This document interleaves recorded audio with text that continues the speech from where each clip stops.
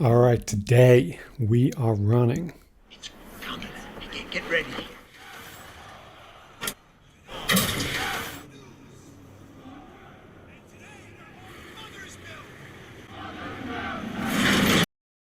Five chariots. Welcome back to more SOVL PVP. Today we are putting this Goatmen Raiders 5 chariot war boys list through its paces. Now I believe, and I'm sure someone will tell me if I'm wrong, that 5 chariots within Goatman is the only instance in the game where you can field the same unit 5 times within a 500 point army. So yeah, it is a bit of a meme, but is it any good? Let's attempt to answer that question today. In order to answer that, let's take a look at the chariot and maybe compare it to all the other chariots in the game. Now, they all have like very minor differences, but the ways in which they're similar. They all have move 16, although as we'll find out, the elf ones have swift, bumping up to 17. They all have a pivot cost of 2. Now, if you don't know, each of the different unit types in the game have a pivot cost, which is almost like a multiplier to the movement that it takes to turn. And 2 is the highest. So chariots, they're speedy in a straight line, but it's kind of harder for them to turn, if that makes sense. Now, all of them have 5 wounds. All of them are around the 55, 60 point mark. And all of them have a combination of crushing charge and hand weapons. So hand weapons give +1 power on the charge, and then crushing charge another 2 power, so +3 in total, and +2 attacks when they're charging. Now, one thing you might notice in terms of their differences is the Goatman chariot is the only one with 4 attacks, but trades off for 4 defense, lower defense. And is that a good trade-off? And I think it probably is. In general, the chariots, I feel like they're, they want to do their damage on the charge. They want to hit hard on that first initial charge, because they're only 5 wounds. They're not really sticking around for a long time anyway, and once you lose that crushing charge bonus, they're not doing much in combat. So having more attacks for less defense kind of leans in to that philosophy, if you like. So yeah, we're running 5 of them. Before I talk about strengths and weaknesses overall, let's just mention that outside of the 5, because you can run a chariot with either Longhorn or the Shaman, let's just show you are left with, I believe it's 170 points to play with. So if you did want to run 5 chariots, let's just take a quick look at the different options that you could go with. Now, to satisfy your battle line requirement, the cheapest is the warriors at 70, and that only leaves you with 100 points, so not quite enough for 3 minotaurs, not quite enough to equip a giant with boulder throw. So I have gone with, for this video, 12 Goatman warriors and a giant with no boulder throw. I think other things you could fit in: 11 warriors with 15 mongrel pack if you wanted just more bodies. I mentioned that you can use a shaman on a chariot if you wanted to, and get that all-important Hex of Ruin in there, and then do something like, what would it be? 2 you could even do, I suppose.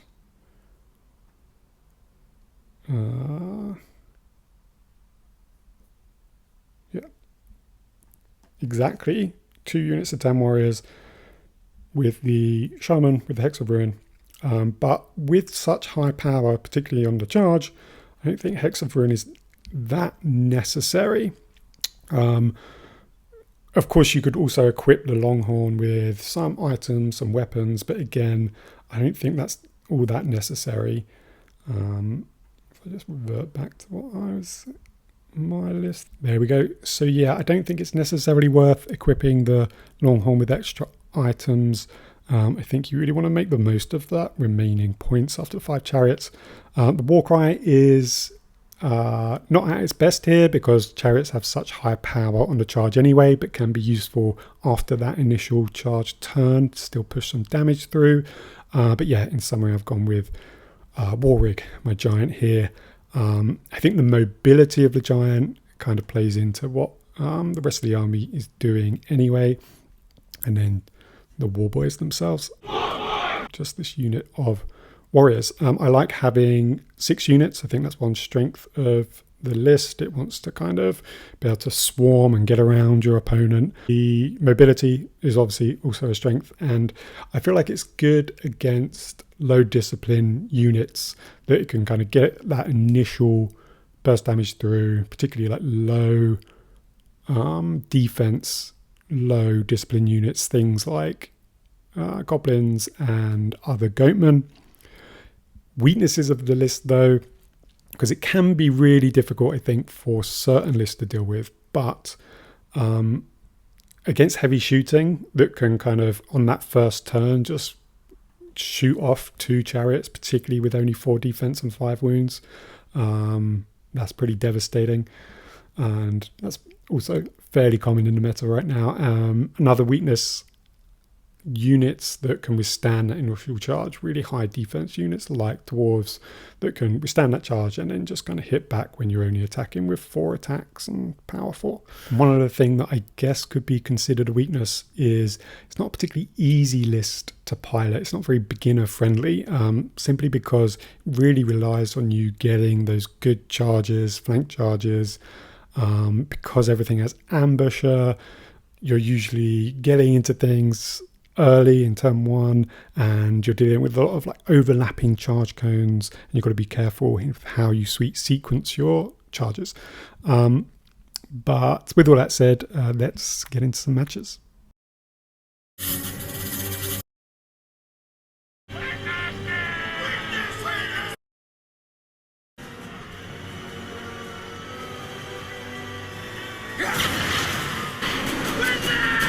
Alright, first matchup is going to be against Goatman, and we're just going to speed through this one. Just wanted to show you what it looks like when you do get a good matchup. You may recognize my opponent from my last video, who is running a list which is suspiciously similar to the one I took through the SOVL Showdown tournament. But yeah, this is a good matchup. As I mentioned in the intro, Chariots are good against units with low defense and low discipline, which Goatmen have, but also they tend to deploy up like this with ambusher, and that allows you to get around the side. So yes, my opponent has Hexaver and some shooting, but I don't think it's going to be enough. They're not able to take out my commander's unit. At this point, I'm able to get around the side. They one-shot one chariot with the boulder throw, but again, not going to be enough, because as we go into turn 1 charges, it's just going to sort of pause it here.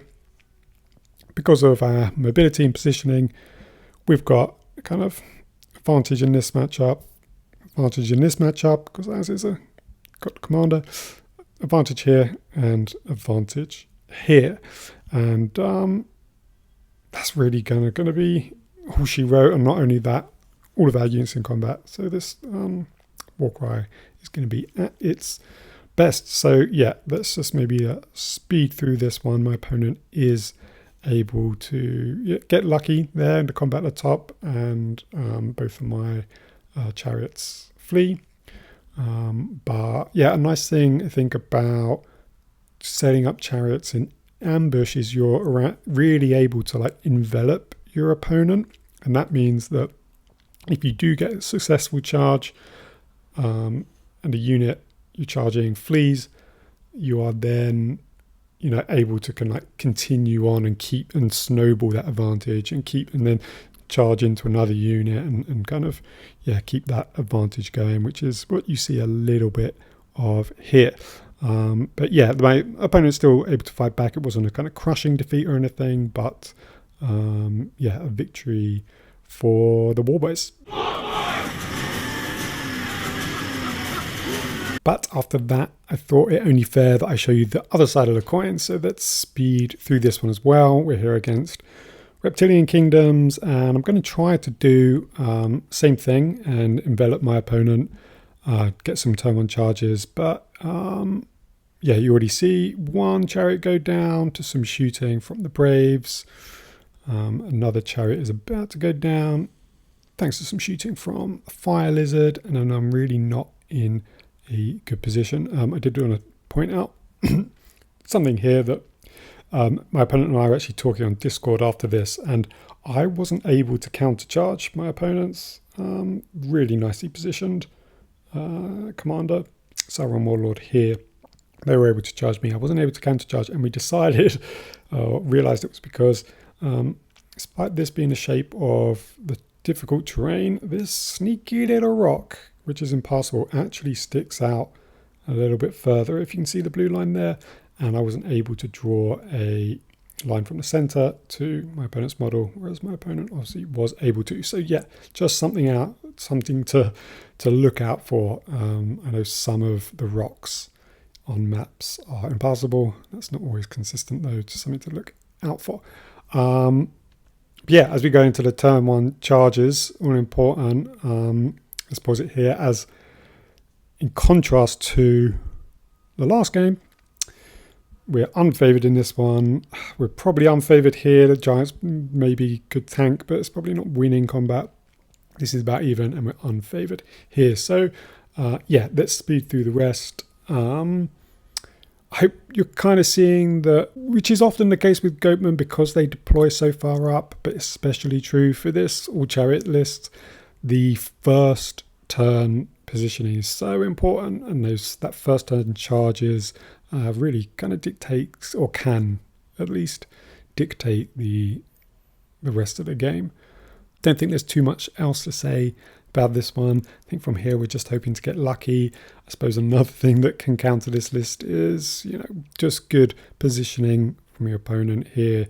Very experienced player, kind of knew what I was trying to do from first turn, so I was able to position their units. I wasn't able to get those favourable charges, but yeah, that one is going to be a fairly crushing defeat for the Warboys.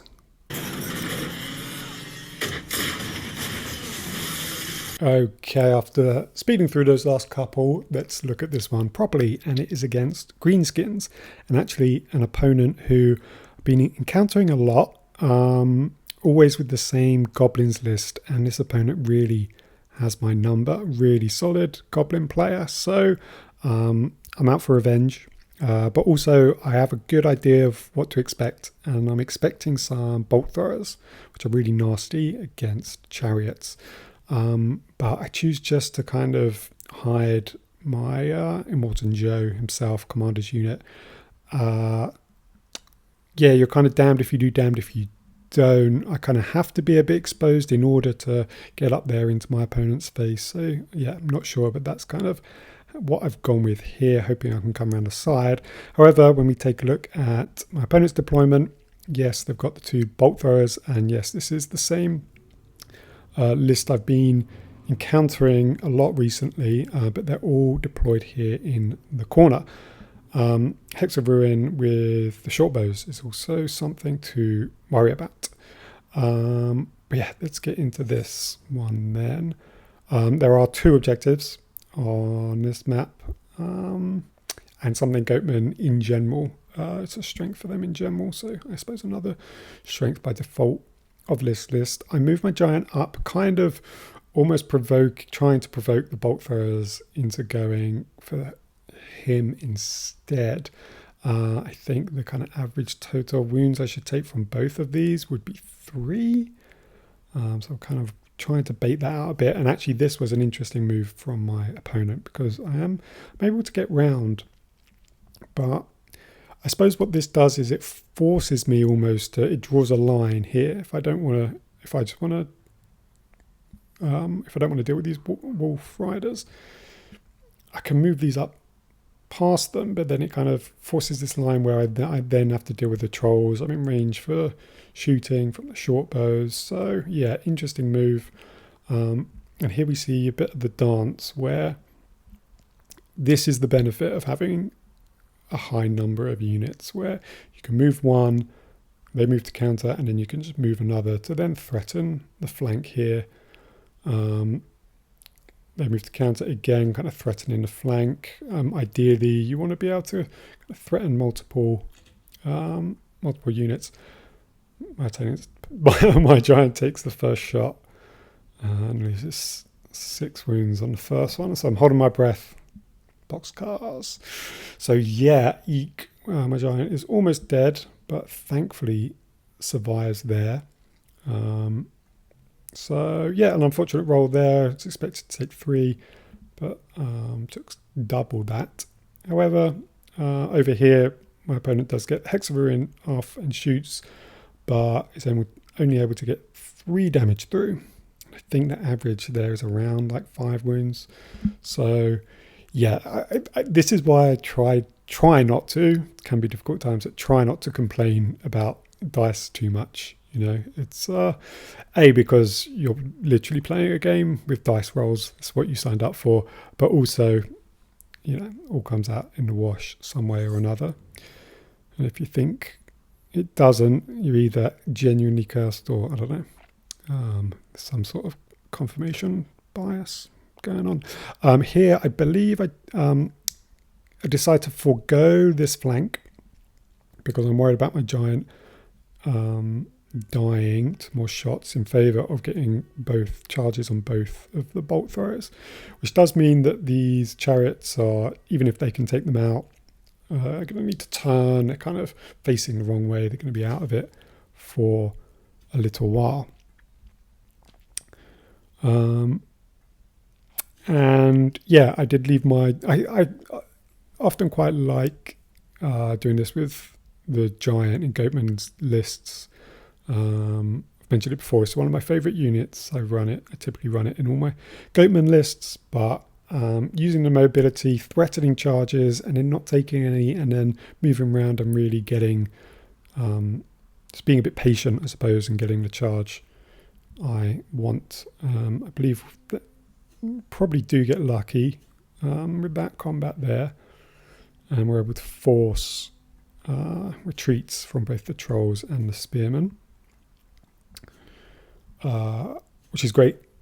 Things are looking good. We're able to take out one, but not both of the artillery pieces, and then with that primal fury, my opponent gets the combat there, and then the walls are freed up to take on the giant, and my opponent is able to get into the flank of the chariot. So kind of here you're seeing, like, I feel like those opening sequences went fairly well for us, but now we're in a position where if these units rally,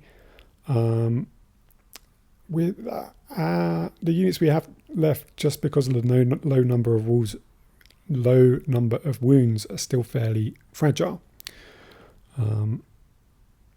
And this right here, I believe, after this round of combat, was a big lesson for me, because Wolves are able to take the last couple of wounds off the giant. My opponent's commander's unit is able to take out that chariot, and now here, this is a situation where you have a bit of a sort of circular charges, and as I say, this is kind of a real kind of head scratcher for me. So I have a flank charge here, I have a flank charge here, a flank charge here would be my ideal, but my opponent has a charge here, and a charge here to kind of prevent that.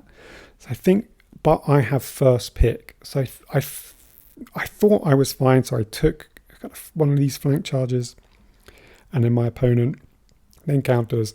And something that was introduced a long time ago into the game was a rule where you cannot intercept the same unit with the same unit more than once per phase.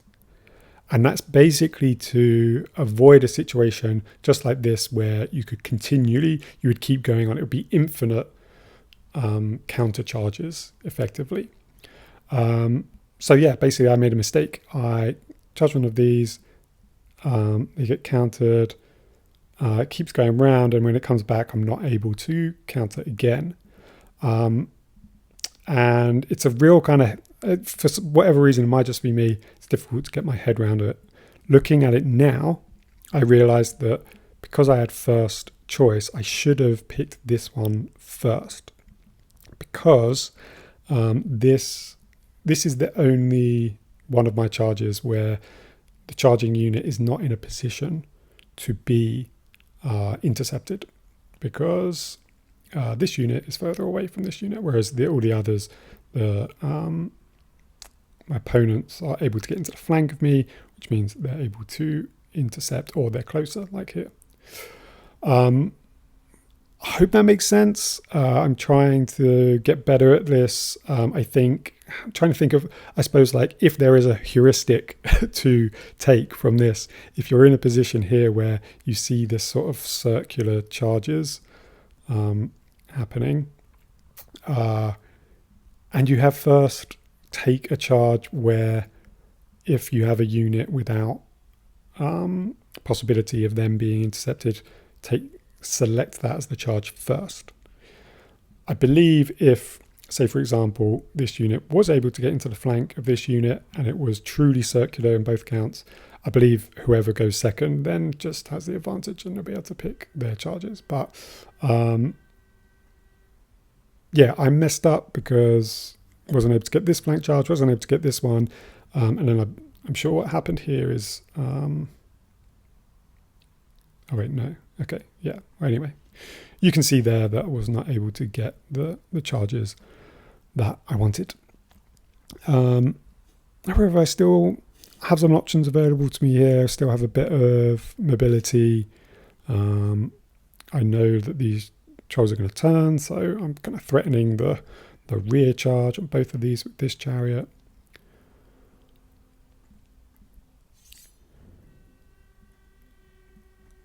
They, however, get the rear charge on the wolves, with the wolves, I should say.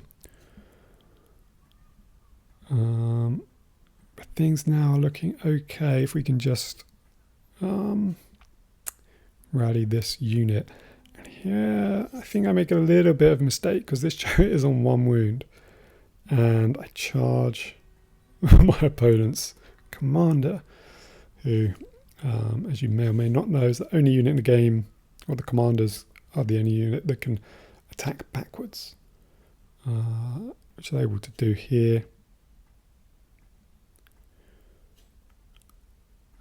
And they take them out, so it doesn't matter how much they lose, they're not going to rally. The replay still shows the flag, but actually they're sticking around. However, we were able to take out the unit trolls, and we've been getting a few points from having this objective tagged as well. We're able to rout that unit, and as we take a look at the scores, it's a, well, not very close victory in terms of points, but if you take the 250 points out that we got from objectives, we would have lost by 10 points. So a really close one. I'm not sure how I feel about that, considering I don't feel like I did anything necessarily to earn the points from the objectives. It didn't really change how I played the game other than deploying the 1 unit of warriors off to the side. But yeah, there we have it. I'm going to take the W nonetheless.